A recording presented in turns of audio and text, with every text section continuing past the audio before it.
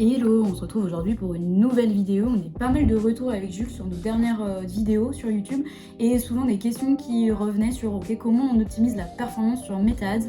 Donc aujourd'hui on va se centrer sur ce sujet et l'objectif c'est de vous donner 3 conseils que vous allez pouvoir appliquer directement après cette vidéo et voir un impact direct sur la performance de vos campagnes.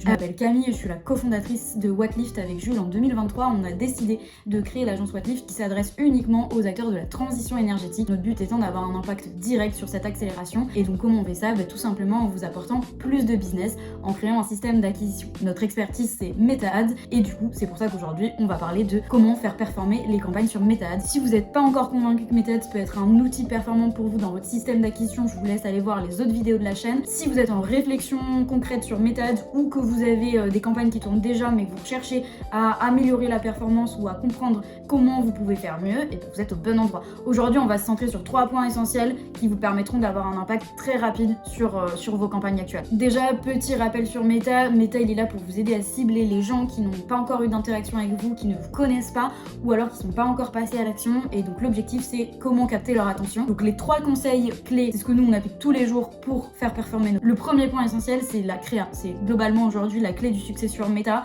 Pourquoi? Parce que il y a eu des fortes évolutions et des fortes modifications dans les algorithmes qui sont devenus ultra performants sur tous les paramétrages, et aujourd'hui ce qui va vraiment faire la différence c'est la créa. La grosse erreur que je vois souvent pour les acteurs de la transition énergétique, c'est que vous avez envie de mettre en valeur vos installations. Je prends souvent le cas dans le photovoltaïque ou dans la PAC, vous allez faire des super vidéos au drone de résumé de vos installations, ça ne fonctionne pas, ce n'est pas fait et pas optimisé pour la conversion. Elles vont être jolies ou avoir d'autres objectifs, mais ce n'est pas des objectifs de conversion. Ce qui va être le plus important pour avoir une créa qui performe, c'est de réussir à apparaître pour un contenu organique, de réussir à faire pub sans faire pub, et surtout d'avoir un message ultra clair qui répond à une problématique de votre cible. Ça c'est souvent une grosse problématique que je vois. Vous avez un message brouillé sur une vidéo, mais il n'y a pas de message clair. C'est quoi la problématique de votre cible? Pourquoi ils ont intérêt de passer à l'action sur votre produit XYZ? C'est vraiment ça ce qui compte. Par exemple, dans la transition énergétique, ça peut être de la réduction des factures, ça peut être de l'accompagnement vers une maison passive. Enfin bref, il existe énormément d'angles marketing à aller chercher. On pourra faire des vidéos un peu plus concrètes là-dessus, ou justement comment faire des créas qui performent. Ça peut aussi être l'objet d'une vidéo. Vous pouvez commenter si c'est des sujets qui vous intéressent et sur lesquels vous voulez que je passe un peu plus de temps. Mais le plus important à retenir, c'est vraiment d'avoir un message clair. Si vous voulez rester ami avec Meta, il faut lui envoyer un volume de créa, itérer, tester en permanence différents angles, différentes offres, différents types de créa. C'est ce qui va vraiment permettre de nourrir l'algo et d'aller capter la bonne audience. Deuxième conseil que je peux vous donner, c'est le ciblage. Pareil, c'est un sujet sur lequel je vois de nombreuses erreurs.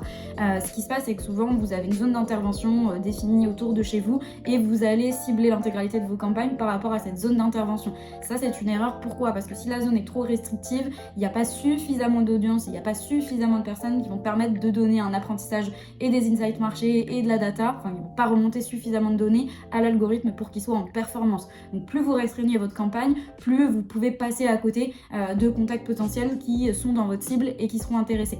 Donc le plus important, c'est si tu as une offre pertinente et un message clair, il faut mieux que tu choisisses un ciblage un peu plus large, et c'est ton offre et ton message qui font le job, et ça te permettra d'aller capter des contacts que tu aurais peut-être perdus en ayant un ciblage trop restrictif. Bon, et le troisième sujet, c'est le budget. C'est le sujet qui revient systématiquement sur la table et c'est tout à fait normal d'ailleurs, mais la problématique numéro 1 qui fait que vos campagnes échouent, c'est simplement qu'il n'y a pas de réflexion stratégique par rapport au budget. Souvent les budgets, moi ce que j'ai remarqué, c'est qu'ils sont définis de façon approximative, sans corrélation stratégique ni corrélation de business, et donc ce qui fait que vous avez un retour sur investissement qui est incalculable et parfois des ajustements que vous savez pas où les faire parce que vous n'avez pas correctement dimensionné le budget pour que la campagne et Meta soient en performance. Ce qui se passe, c'est que ce que j'entends souvent, c'est oui, on a testé le mois dernier, on a mis 1000 € de budget, mais voilà, on savait pas trop, on voulait tester. Ok, si vous faites cette réflexion, vous savez d'ores et déjà que les 1000 balles que vous avez investies, vous allez les perdre.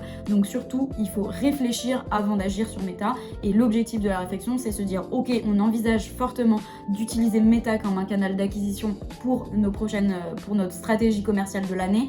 Qu'est-ce qu'on fait? Comment on s'y prend? Quel budget on est prêt à allouer sur ce système d'acquisition? Une stratégie d'acquisition, ça se corrèle à un objectif, ça doit avoir un impact direct sur la croissance de votre chiffre d'affaires et tout simplement d'avoir des réflexions sur combien de ventes supplémentaires j'ai besoin et qu'est-ce que je veux aller chercher comme prévisionnel. C'est comme ça et uniquement comme ça que vous allez pouvoir voir et suivre les performances, vos retours sur investissement et faire des ajustements judicieux pour continuer et optimiser votre stratégie. Il faut aussi comprendre que des éléments clés qui sont à prendre en considération pour définir son budget, c'est votre CA actuel, le CA, vos objectifs sur le CA, ce que vous visez, ce que vous recherchez, et le budget disponible. Il faut que je me pose aussi une question, c'est quel est mon budget minimal à investir pour optimiser la performance de Meta. Si vous voulez un premier indicateur pour regarder votre retour sur investissement, vous pouvez vous demander combien je génère pour chaque euro dépensé. Prenons un exemple clair, une entreprise du photovoltaïque qui investit 4 500 € par mois et qui génère 120 contacts grâce à ces 4 500 € investis.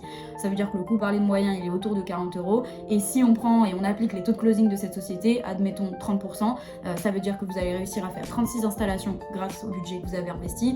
Et si vous avez un panier moyen autour de 12 000 €, ça va vous permettre de générer autour de 432 000 € de CA. Donc simplement, vous savez que pour chaque euro que vous avez investi, ça vous rapporte 96 €. Et là, bien évidemment, il faut le corréler par rapport à votre vision business globale. Bien comprendre que l'objectif d'utiliser Meta, c'est vraiment de devenir un système d'acquisition sur du long terme. Il faut le dissocier des actions ponctuelles que vous allez pouvoir faire, des actions un peu coup de poing. L'idée, c'est vraiment d'avoir une campagne qui va vous permettre d'aller générer du contact et une stabilité sur du long terme. Et si vous avez envie de savoir un peu plus clairement comment vous pourriez définir votre budget sur Meta Ads par rapport à votre entreprise, par rapport à votre existant et surtout par rapport à votre prévisionnel, et ben on peut en discuter très simplement après un audit de votre système d'acquisition. Vous aurez juste à cliquer sous la vidéo, booker un rendez-vous. Le premier rendez-vous, c'est vraiment pour faire un audit, comprendre où vous en êtes et savoir si tout simplement c'est une bonne idée ou pas d'aller se challenger sur Meta. Faites un premier tour sur ces 3 conseils qui vont vous permettre d'accentuer la performance de vos campagnes sur Meta. Donc pour récapituler, on a la créa, le ciblage et le budget qui sont les 3 éléments fondamentaux qui vont déterminer la performance de vos campagnes. Bien évidemment, il y a encore plein d'autres sujets à aborder autour de Meta et autour des systèmes d'acquisition en général. Si vous avez des sujets en tête ou vous souhaitez échanger un peu plus longuement là-dessus, vous pouvez réserver un call de découverte juste en dessous. Et puisque c'est bientôt Noël, je vous donne 2-3 petits tips bonus. Un qui est super important et pareil qui est souvent une erreur que je vois très régulièrement, c'est de couper trop rapidement une campagne parce qu'elle a fonctionné et on voit que ça commence à s'essouffler et donc on coupe toute la machine. Ça c'est une grave erreur. Pourquoi? Parce que cette campagne, si elle vous a apporté de la performance, elle a aussi récupéré énormément de données sur votre cible, sur votre audience et sur analyser les comportements de vos futurs clients. Donc si vous coupez la machine trop rapidement, vous allez juste perdre tous les efforts que vous avez menés jusqu'ici. Avant de couper toute la machine, il vaut mieux tester sur des nouveaux angles, itérer et envoyer des choses en test plutôt que de couper du jour au lendemain parce que vous allez forcément perdre énormément d'argent que vous avez investi en faisant ça. Donc arrêtez de tout couper dès que vous voyez que le CPL augmente un peu ou des choses comme ça. Bien évidemment, si c'est sur du long terme et que ça vous rapporte plus rien, il faudra couper la campagne, mais préférez d'envoyer des tests, d'itérer sur des nouvelles créas ou des choses comme ça avant de couper toute la machine pour surtout capitaliser sur tout l'apprentissage qui a fait l'algorithme de votre cible. Je sais que c'est hyper tentant de regarder tout ce que fait la concurrence et parfois de faire des copier-coller de créa ou d'idées et d'angles, mais surtout avant de faire ça et d'opter pour ça parce que vous allez trouver une publicité jolie, l'important c'est surtout quelle va être la performance de cette publicité, parce que ce qu'on recherche avec Meta, c'est d'ajouter un canal d'acquisition prédictible qui va vous permettre de faire plus de ventes. Donc s'il n'y a pas de corrélation directe avec un objectif de CA ou vous ne voyez pas un impact positif sur vos ventes, c'est que c'est pas la bonne stratégie. Surtout la métrique la plus importante, bien évidemment, c'est d'avoir un impact direct sur son chiffre d'affaires. J'espère que cette vidéo vous a plu. On se retrouvera prochainement pour d'autres sujets autour de ce canal d'acquisition. Si vous avez des idées, des suggestions ou si vous avez envie d'échanger pour comprendre un peu plus ce qu'on pourrait faire pour vous ou simplement auditer votre stratégie actuelle et vous donner des conseils, vous pouvez réserver un call gratuit juste en dessous ou sinon nous suivre sur LinkedIn. Toutes les informations seront juste en dessous. Je vous souhaite une belle journée et on se retrouve très bientôt.